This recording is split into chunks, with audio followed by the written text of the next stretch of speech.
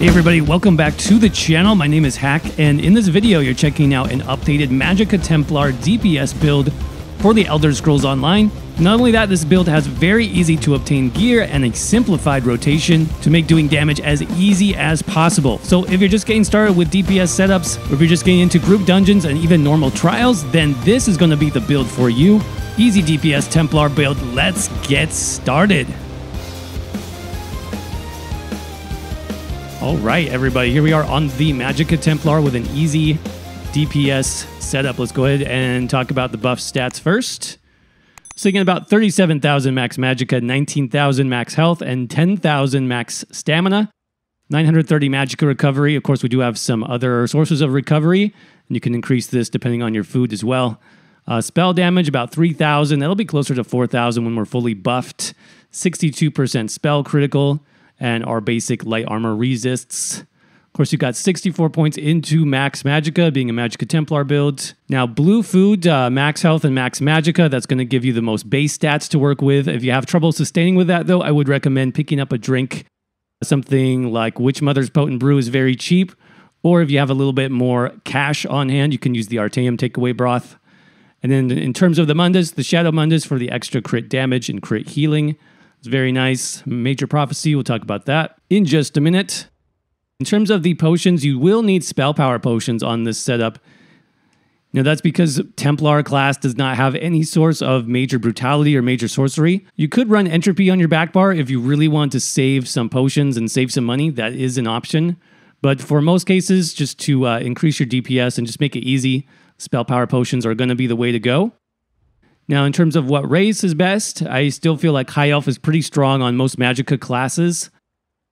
We do have some good sustain from the Spell Recharge passive that restores either Magicka or Stamina, whichever is lower, every 6 seconds. You do get some reduced damage taken through channeling, which does affect our major spammables, a Puncturing Sweep, as well as our Execute skill. So pretty nice passive there.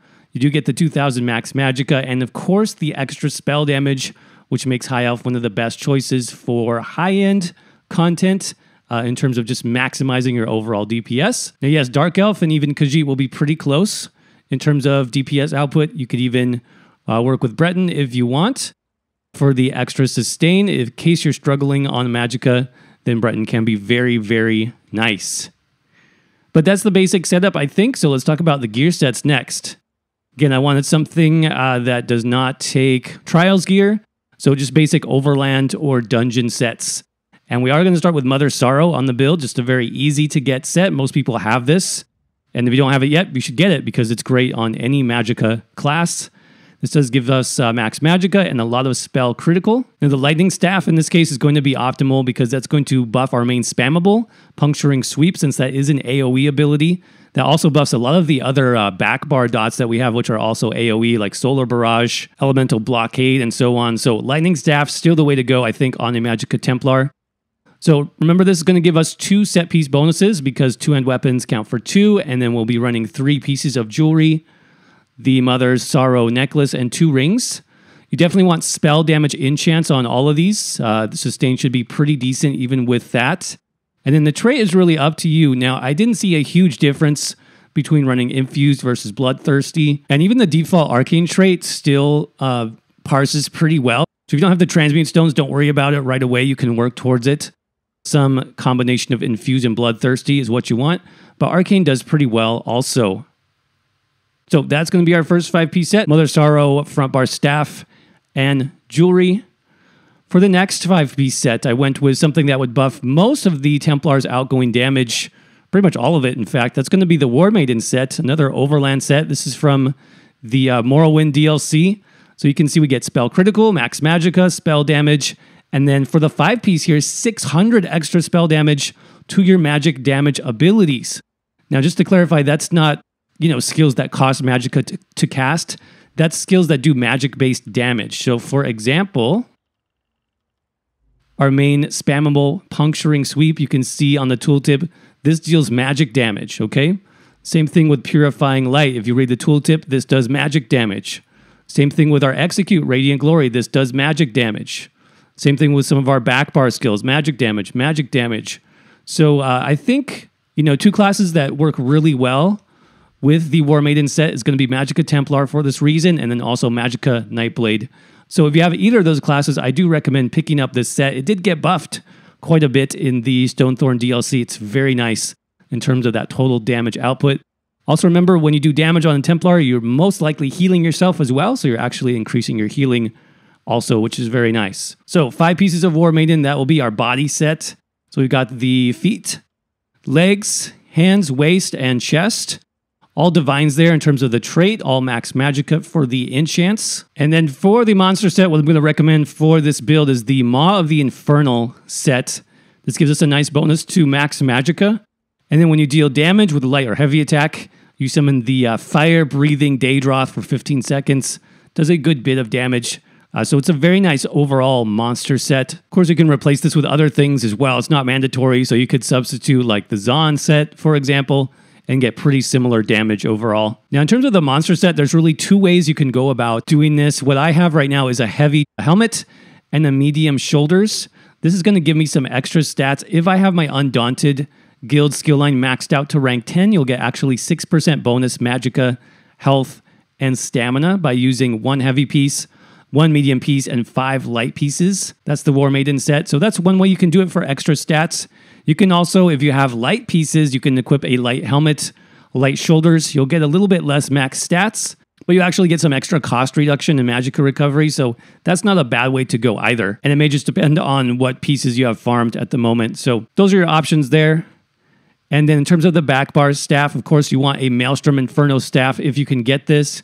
Now, remember that you can get Maelstrom weapons from normal Maelstrom Arena now. You don't have to farm the Veteran Mode Arena to get these weapons. Veteran Mode does give you the perfected version, but that's minuscule, like a very small difference between this normal version and the perfected version. Normal is completely fine. What you do want, though, is an infused trait for your backbar weapon, and then the spell damage enchant there. That gives you a ton of spell damage basically for free as long as you're using Elemental Blockade, which we will be. So that's the trait and the enchant that you want there. And I don't think I mentioned the enchant here. You can run on your front bar staff either a shock enchant for a little bit more damage, or I actually recommend the Absorb Magic enchant. Templars have a lot of more costly abilities, so a little bit of extra sustain. You might notice the difference with the Absorb Magicka. If not, if you don't need it, then definitely go with the shock enchant. So that covers the basic gear sets. Again, we've got Mother Sorrow for the front bar staff and jewelry, Maelstrom back bar staff, got War Maiden, 5 pieces on the body, and then Maw of the Infernal. It's going to be our monster set. Now let's talk about the skills. And the front bar, we're starting off with Radiant Glory, which is a very nice execute skill from the Templar skill line. This comes from Dawn's Wrath. Last ability there, you can really pick either morph. The other one gives you a little bit more damage based on your Magicka pool. If you find like you're in really strong groups all the time with lots of synergies and lots of sustain, then you could definitely sub in the other morph for slightly more damage.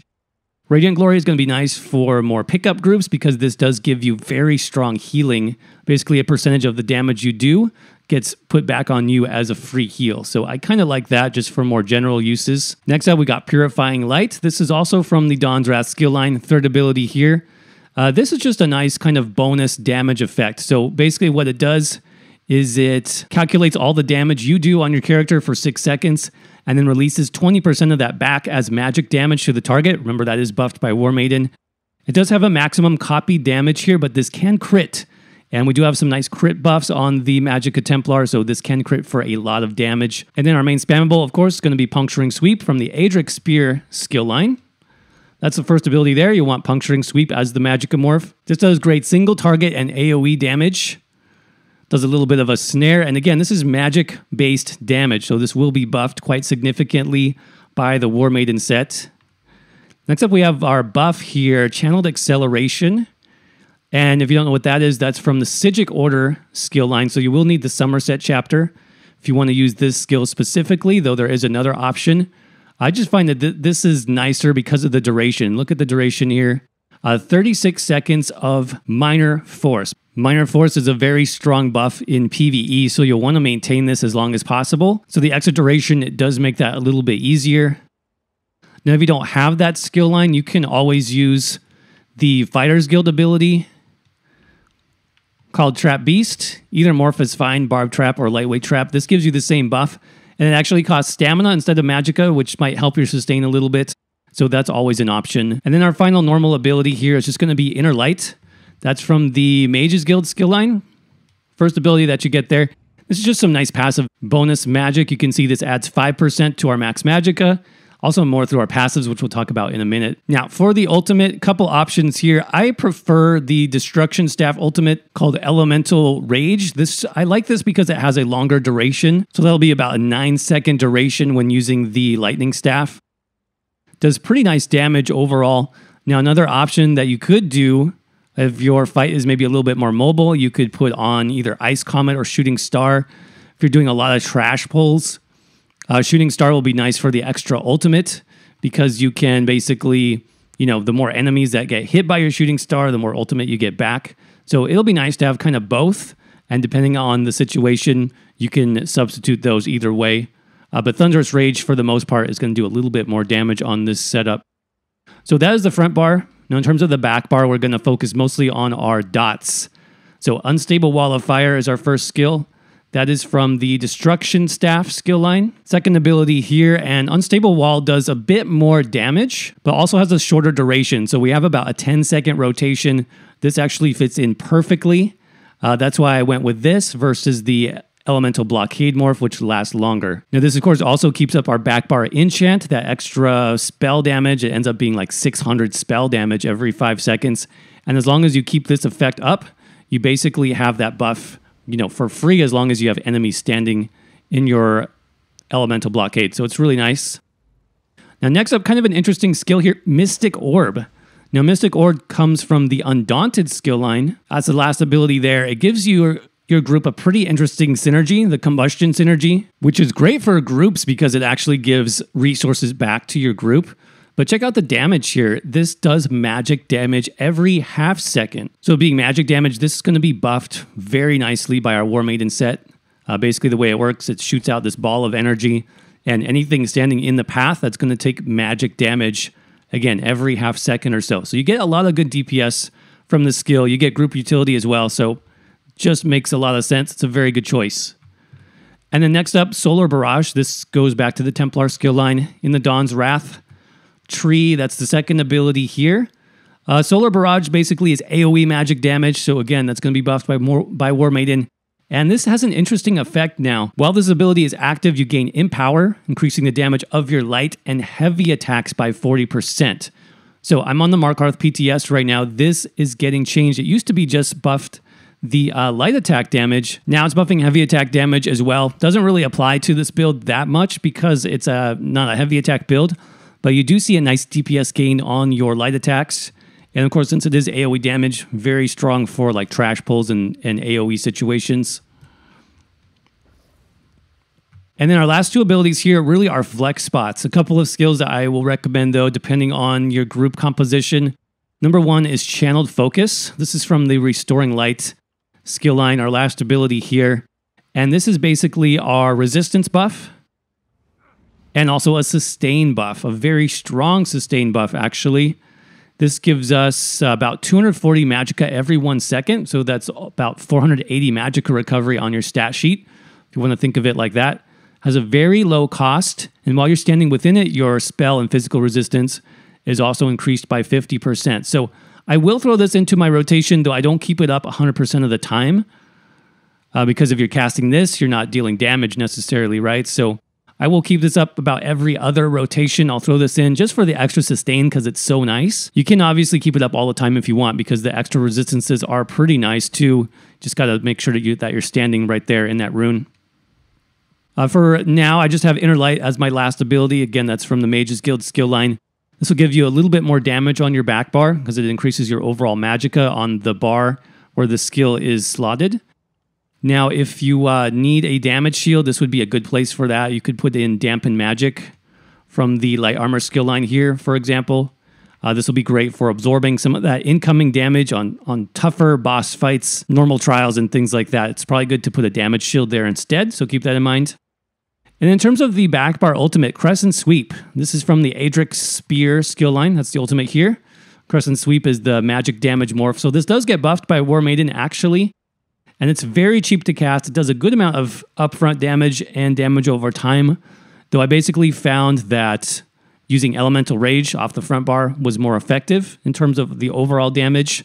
So why is this here? Well, it's basically for the passives. We'll talk about those more in a minute. But you do want a Aedric Spear ability on both your front bar and your back bar for this Piercing Spear passive. This increases your critical damage done by 10%. So that's really the reason for using this. I won't be casting it very much. I mean, if the enemy's almost dead and I have 71 ultimate, then maybe you might pop one of those off. But in most cases, you'll be using your front bar ultimate. All right, so let's talk basic rotation. Now, in terms of buffs, what you need to maintain, that's going to be Channeled Acceleration on the front bar, and then Channeled Focus on the back bar. Those are your two buffs, and of course your potion. Keep those up 100% of the time. Now, the front bar rotation is extremely easy on the Magicka Templar, you guys. It's basically just Purifying Light and then Puncturing Sweep. That's literally it. So about 1 Purifying Light for every 4 or 5 Puncturing Sweeps. It kind of depends on where you are in the rotation. So again, 1 Purifying Light, 5 Puncturing Sweeps, 2, 3, 4. Obviously do those as quick as you can and practice light attacking in between each ability like that. Once you have that down, you can start thinking about your back bar rotation and adding in those back bar dots. Now they're all 10 seconds, which is really nice for just keeping track of your rotation. So normally what I'll do is start with Solar Barrage, throw in Mystic Orb, and then Unstable Wall. So those are our 3 back bar dots. Again, Solar Barrage, Mystic Orb, Unstable Wall, and then bar swap back. Start with Purifying Light, and then 5 sweeps. So that is the basic rotation. Again, you're going to want to maintain your buffs. So if my Channeled Acceleration has worn off, for example, instead of doing my number 5 Puncturing Sweep, I'll just do a Channeled Acceleration in place of that. Same thing if my Channeled Focus is running off, I'll be doing like 4 sweeps on the front bar, bar swap, throw in my Channeled Focus, and then do my 3 back bar dots like that, front bar, sweeps, etc. Now, the only thing that changes is when your enemy gets into execute range, and I'm not talking about 50%, more like 30% and below. Instead of doing Puncturing Sweep, you're going to substitute in Radiant Glory or Radiant Destruction, whichever morph that you're using. So that'll look like Purifying Light still, and then 3 Radiants in a row. Again, make sure you're light attacking. Make sure you're casting these as quickly as possible. So again, coming from the Purifying Light, get off 3 Radiants. And then the back bar rotation would be the same. You just bar swap, maintain your back bar dots, bar swap to the front, go back to your execute. Now, if the enemy is super low, let's say like 10% and below, you don't have to maintain all the back bar dots. You might just throw down Unstable Wall, go right back to executing. And if the enemy is like 5%, just execute and don't even worry about Purifying Light. So basically, the lower health your enemy is, the more executes you want to be throwing in as much as you can. All right, so we covered the basic rotation. Let's talk now about passives, which are very strong on the Magicka Templar. Now, we already mentioned Piercing Spear. This is one of the most important ones, especially on the DPS setup, because this passive gives you 10% critical damage. But again, you need to make sure you have one of these abilities slotted on the front bar and the back bar. So on the front bar, I've got Sweep. On the back bar, I've got Crescent. So that makes sure I have that passive active no matter where I am in my rotation. Spear Wall is very nice too. I definitely would recommend putting 2 points here for the minor protection. Burning Light is very strong. Not quite as strong as it is on Stamina Templar because they have much more weapon damage. But still, you get a good amount of DPS from Burning Light. So make sure you're putting 2 points here. Balanced Warrior is not bad for the extra spell resistance. That can make a difference in some encounters. Dawn's Wrath, these are very good as well. Now, the best 2 are going to be Prism. This gives you 3 ultimate every 6 seconds. And we're basically casting, we don't get quite the full benefit of this because we're not casting Purifying Light every 6 seconds. But you do get a good amount of ultimate generation from this passive.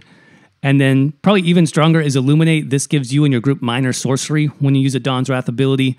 So that's 10% bonus spell damage. It makes your spell damage very high on the Magicka Templar, so I would recommend that. Also, Restoring Spirit, I forgot about this one. Great passive as well. This reduces the cost of your Magicka abilities and even your ultimate by 5%, so make sure you put 2 points there. Restoring Light, I would recommend actually all of these for group play. I didn't mention it, but in your flex spots on the back bar, you can definitely put on Extended Ritual for the extra group healing, the extra Purify if you need it. And you'll also get some nice ground-based passives like Mending passive, gives you more healing. You can also even run like Breath of Life for an emergency heal. And then all of your healing is basically buffed by these passives. So Mending is pretty good. It gives you increased healing based on the target's missing health. Sacred Ground, this gives you minor mending while one of those ground effects is down. Lightweaver, you could probably save 2 points here. I mean, we probably won't be using the Rite of Passage ultimate that much.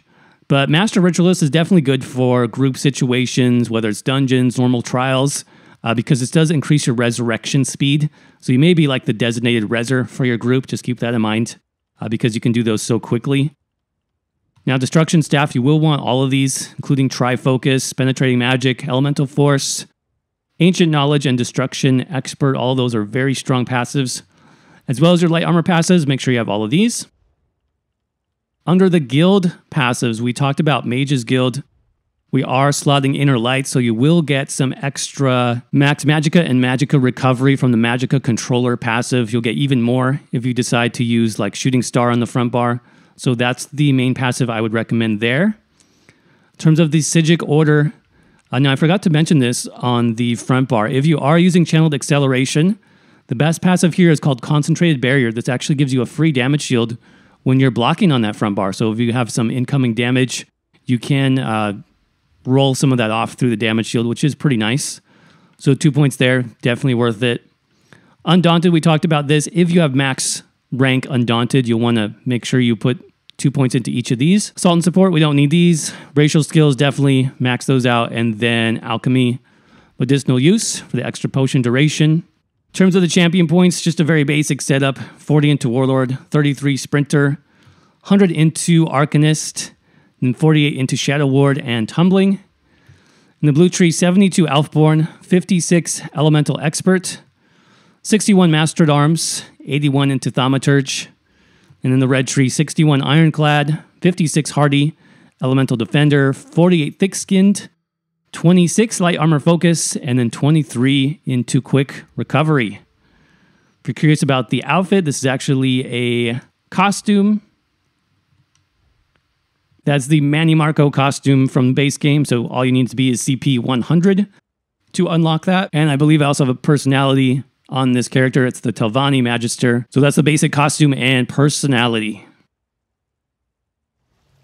All right, everybody, that's going to wrap up our easy DPS setup for the Magicka Templar class in the Elder Scrolls Online. Of course, if you liked this video or if you found it helpful, make sure you crush that like button for me. It definitely helps out the channel.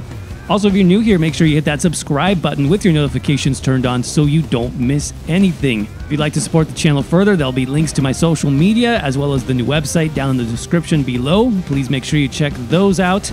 Speaking of the website, there will be a full written guide on this build, so check the description for that as well. If you have any more questions as far as like where skills come from, what champion points you need, everything is listed there too. As always, thank you all so much for watching. I hope you're doing well. Stay safe out there, and I will see you around in the next video.